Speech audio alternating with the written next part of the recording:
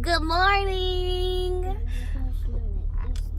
The little chat in the background, my son Isaiah. If this is your first time here, hi, welcome. My name's Tephaney. That's Isaiah. If you guys are coming back after what turned out to be 3 whole months, I thought it was 2, but 3 whole months of a hiatus. Thank you for coming back. I miss you guys too. I was reading the comments. It's been a while. Today is Monday, and I thought I would take you guys to work with me and do like a whole take your YouTube followers to work day. So join me as I start my Halloween prom. Well, Halloween.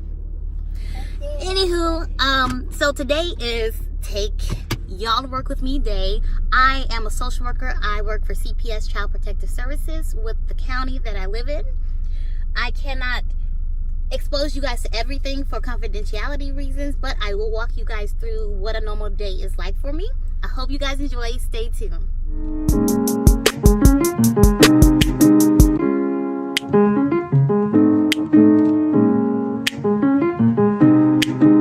So a normal day starts with me taking Isaiah to school, dropping him off, and then getting to where I gotta go. Today, I actually need to go to court first. I totally forgot that I had a trial last week that got continued to this morning, and I totally forgot. I don't know if you guys can hear anything I just said, and I just spilled everything on the floor.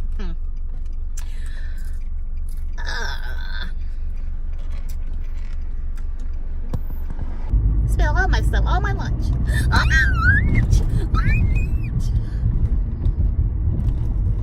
So we just got to Isaiah's school. You say goodbye?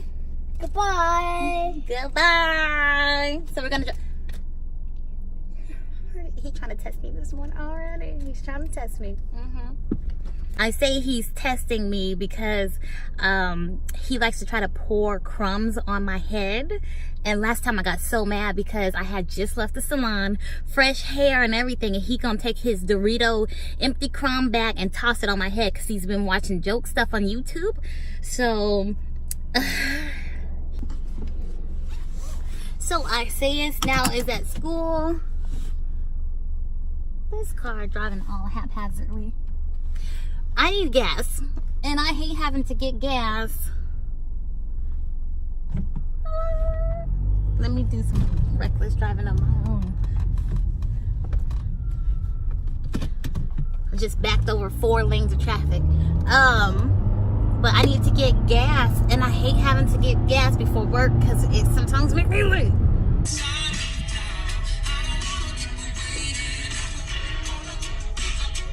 Too hard, like whoever did this can't park. Okay, so I just got to work. I decided to come here instead to pick up a county car because I'm driving all my gas out and I don't want to have to pay for parking at the courthouse. So I'm going to pick up a county vehicle and then go. So this is the employee entrance to my office. We can go through the lobby, but we choose not to because we don't want to run into clients. I'll take you to my desk. This right here is a junk cubicle where we store all types of leftover stuff from Christmas, or if children leave to return home or to go out of state and they have leftover stuff, we just throw it in random cubicles. But this is my desk, and I'm actually new to this building. I relocated from a different office across town. This is my wall of resources. Pretty standard, nothing major to see. And then I'll give you a little quick tour around the office. More cubicles. This building, I will say, is much nicer than my old office building. And here is where we print at. The rest is just cubicles. I am only 5'1", so I can't see over any of these partitions. And this is where my old supervisor used to sit. I say old supervisor because she just moved on to bigger and better things. I'm actually on my 9th supervisor in 2 years. This is just a little nook where you can make some coffee, tea, heat up some food, and a little mini fridge is down there. And then this actual entire row is where the supervisors sit, all these doors. And then we also have a break room, which is nice because my old building didn't have like a little mini break room like this where we have a stove and everything. Lunch for today, trying to lose a few pounds.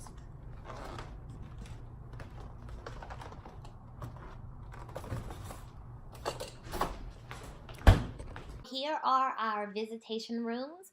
When parents have supervised visitation, they have to visit on site. They are not allowed to go out into public, to parks, etc., unless they have observed or unsupervised visits. So this is where the families come to visit with their children supervised. Now, I know it looks like bare bones, but there are worse out there.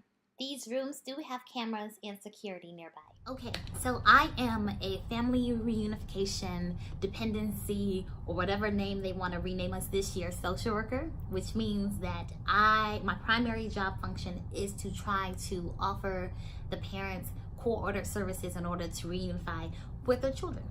How I get involved is, first, this is just, let me give you a short, as short as I can, overview of how it works when CPS gets involved.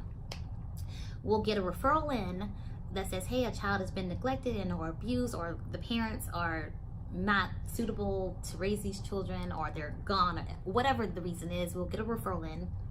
The emergency response, we call them ER, social workers will go out and check out the situation, and then they will determine if we need to detain the child. If we detain the child because they say, okay, there's something here where we deem the children may not be safe, we're going to detain them, put them in foster care. And the CI, which is the court investigating social worker, will then get involved to go out to interview the parents, interview the children, investigate the whole situation in order to make a decision and a recommendation to give the court to say, hey, I believe these claims should be substantiated, or no, there's nothing here, let's just return the children to their parents and be gone. So if we decide that we are going to substantiate the claim, say, hey, yes, the referral reason is valid. These children are unable to be safe if left in the care of their parent or guardian or whoever we remove them from. That's where I get in. Dependency family reunification social worker. And excuse me, I feel like I'm losing my voice or my allergies or something. But so I get involved at this point, and the CI, the court investigating social worker, when they recommend to court, yes, let's substantiate, they have one or two pathways they can take. They can either offer the parents an opportunity to have their child returned to them, or they can totally bypass the parent. Bypass means skip over them and not offer them services. Say it's not going to be beneficial to the child, the parent's not going to be able to benefit from the services, or the parent has just been here one too many times. We have taken this child many times, or we have taken 7 siblings. We already know where this is going. Let's just go ahead and pursue a plan of permanency for the child by adopting them out or doing guardianship or long-term foster care. Long-term foster care is the absolute last resort. We want a child to be adopted if they are not able to return to their families. So if a CI, court investigating social worker, says, yes, let's substantiate this allegation, and the judge agrees, then that court investigating social worker will make what's called a case plan. A case plan is a form, a list, a document that has every single court-ordered service that the parent needs to participate in successfully and successfully complete in order to have their child possibly returned to their cares. Meaning, for example, if a referral came and said, oh, a father is beating the mother in front of the children, I witnessed it, we go out, investigate, turns out that it was true, and this is habitual behavior for the children, and the children are at risk of being harmed by their parents' violence, then the case plan will have courses listed like domestic violence abuser for the father and domestic violence victim course for the mother, individual counseling for the children, parenting classes for the parents.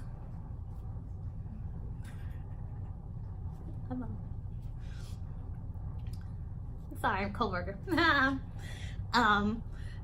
And so that's what a case plan is. Case plan is basically the court ordered you to complete A, B, C, D, E, F, and G in order to reunify with the child, hoping that if you complete these courses, you will learn new behaviors and new tools and skills to prevent you from repeating those past behaviors that brought us into your life in the first place. Now, hopefully, you will be able to safely parent your child and also be able to safely guard yourself against further abuse and prevent you from also getting to a point of anger where you're hurting your spouse, etc. So that is where I come in, where the court has said, yes, this family will benefit from having services. I then come in and spend at least 6 months monitoring the parents' participation in these classes. Are they going? Are they successful? You don't take the parents' word for it. You have to actually meet and speak with the providers, get reports from the providers. What do the parent need in order to be successful? Do they need additional classes on top of what we're giving them because it's just not enough, or something's just not clicking? Or do they have mental health needs that needs to be addressed first before they continue to participate in classes? Because some parents may need medication in order to focus, or they have mental health disorders that have gone unaddressed, and they do better once you hit those issues and needs before participating in services. So not only do I meet with parents regularly to discuss their case plan and to monitor their progress in these services, but I also visit with the children and the resource family. Resource parent is foster parent, for those who aren't familiar with the jargon.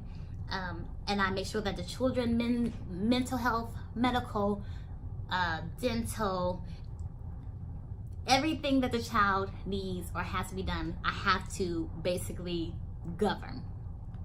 And not only that, but then I have to meet with anybody who's familiar with like the community resources, therapists, CASAs,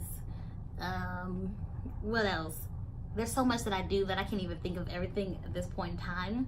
I have to go to trials and testify. I have to participate in child and family team meetings, MDTs, go to IEP, individualized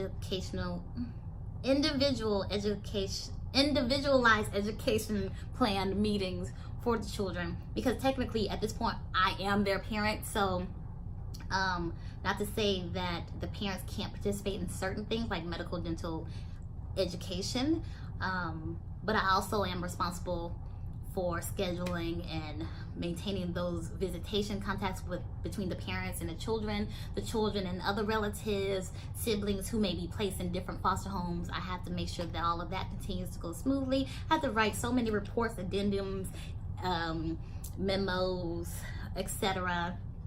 There's just so much I do in a day. Wherever my child is placed, I have to visit them at that location. So I'm in California. If a child is placed in Alaska, I'm in Alaska every month. If a child is placed, I had a coworker whose child was placed in Africa. They had to go to Africa. So basically that is hopefully a short-winded way of trying to tell you guys what I do. I visit and offer the family court order services to try to reunify the parents with the children. If I can't do that, then I have to say that while I'm offering the parent services, I'm also doing a concurrent planning for the child, meaning concurrent home, finding them a permanent home. So the goal is to have that child placed in a home willing to adopt them, so that if the parent is not successful, we don't then have to uproot them again to try to find someone willing to adopt or provide guardianship. They have been in that one home, that concurrent home, the entire time, and it's hopefully an easier transition if we need to terminate the parental rights. So I'm also responsible for that. Yeah, so that's just hopefully a clear and short version of what I do. If you have any questions about that, or if it was unclear, just leave me a comment down below. Anywho, let's get the day started because I don't want to get behind schedule. This is the courthouse. For confidentiality reasons as well as for security reasons, I can't take you into a courtroom when it's active. So I'm showing you the empty version of the courthouse. This is the lobby on the floor where the dependency CPS hearings are heard. When I come to a family's court hearing, I find the associated courtroom, which there's multiple up here, and I go into the main door, which is this one. These other two doors are interview rooms where we meet with parents and the clients just to talk. Court was on recess while I filmed this, but I ended up spending the entire morning and mid morning here at court. So I didn't get to be as productive as I wanted to be. And unfortunately, it kind of put me behind schedule today. So I'm actually going to leave court and go for a visit an hour and a half outside of the county I live in. I'm driving to see a child that's with a relative that lives in the middle of nowhere, and my Prius, which is the county car, doesn't have that much power, and I struggle up these hills and little side mountain roads. But I'm definitely not driving my car because if anything happens to it, the county will never pay for repairs. I returned to my office afterwards just to try to get something in my stomach while I made phone calls, returned emails, and did some last minute work because the day was pretty much over by the time I returned back to my office. Today was a very easy and stress free day at work. I hope I explained clearly what I do. If you have any questions or comments, just leave me a comment down below. If you haven't already, go ahead and hit that subscribe button, hit the like button, hit the share button, hit me up on Instagram, and I will see you guys soon.